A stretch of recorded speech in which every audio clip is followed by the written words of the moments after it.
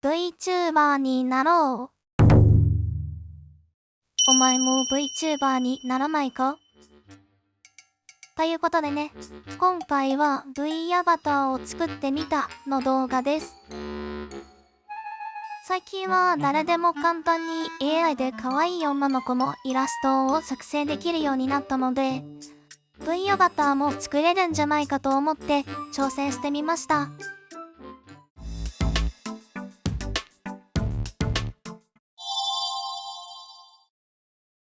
早速作っていきましょう。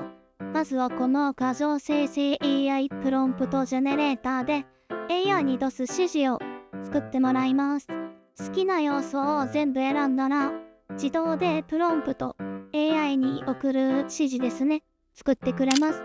ここでコピーして GPT にそのまま貼り付けます。いろいろ画像ができたら自分の好きなものを使うならいいと思います。私はこんな感じです。次、アバターを作っていきましょう。さっきのイラストも背景を透過していきます。Photoshop で背景を削除っていうところを押したらワンクリックで背景が透明になります。あとクイック選択ツールっていうのがすごい便利で、これからパーツ分けをしていかないといけないんですが、あと分けたいところらへんをニュッとなぞると、これもまたワンクリックでやっぱそれっぽい感じで選択してマスキングしてくれるんですよね。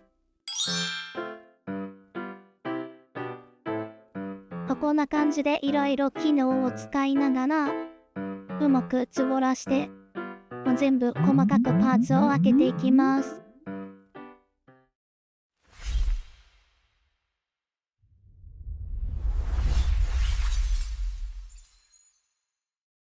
はいということで分けたやつ全部合体させたらこんな感じです。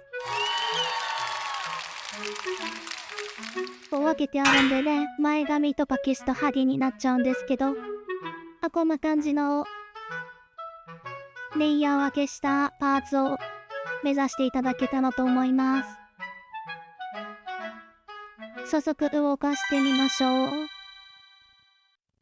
このままね、キャラクターアニメーターの方に Photoshop のデータをそのままドラッグ&ドロップすると、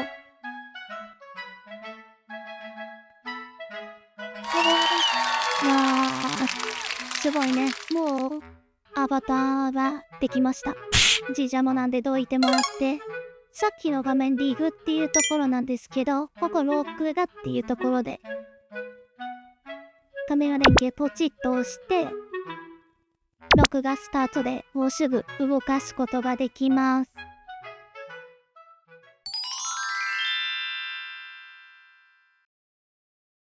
どうでしょうか？ここまでならだいたい1日ぐらいで完成しました。割とお手軽でね、気軽に作りやすいレベルかなと思います。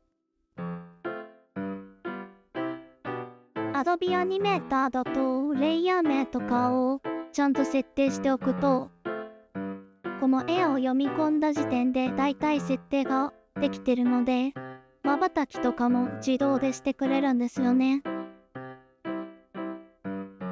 これでも十分可愛いんですけど、今回はもうちょっと頑張って髪の毛を動かしたり立体感を出したりしていこうと思います。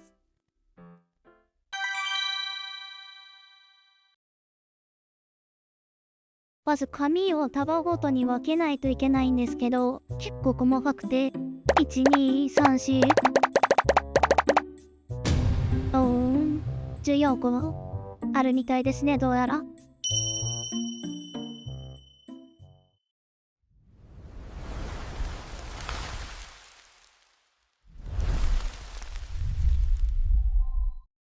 てんてれーということでね、はい頑張りました。髪だけ塗り直すと他のパーツが浮いちゃうので全部書き直しました。こうやってね、一つ一つ消していく。消していっても言葉一つ一つが独立するような感じで分けてあげると、こうやって揺らすことができるんですよね。お顔も影とかも一応レイヤー分けするようにしてます。揺れた時にこうずれるので、見えてないところまで描くっていうのが大事みたいです。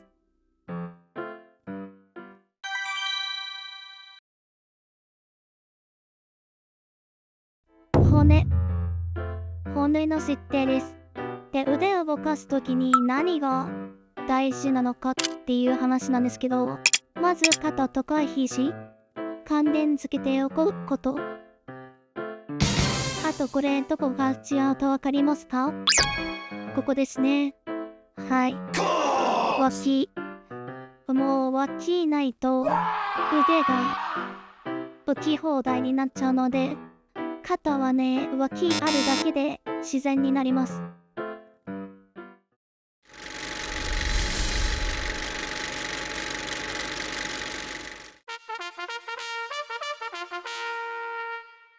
完成です。いやー、思いつきで挑戦したら思ってた以上に大変でした。大体の大まかな流れを説明する動画になってるんですけど、もし反応があればもう少し詳しい解説動画とか作り方のポイントを投稿しようと思います。ぜひよく頑張ったねって思ってくれた方はグッドボタンやコメントいただけると嬉しいです。これからもこのアバターのアップデートをしていこうと思っているので、リクエストやアドバイスがあればコメントよろしくお願いいたします。では、はかるかのでした。バイバーイ。こっちも上がります。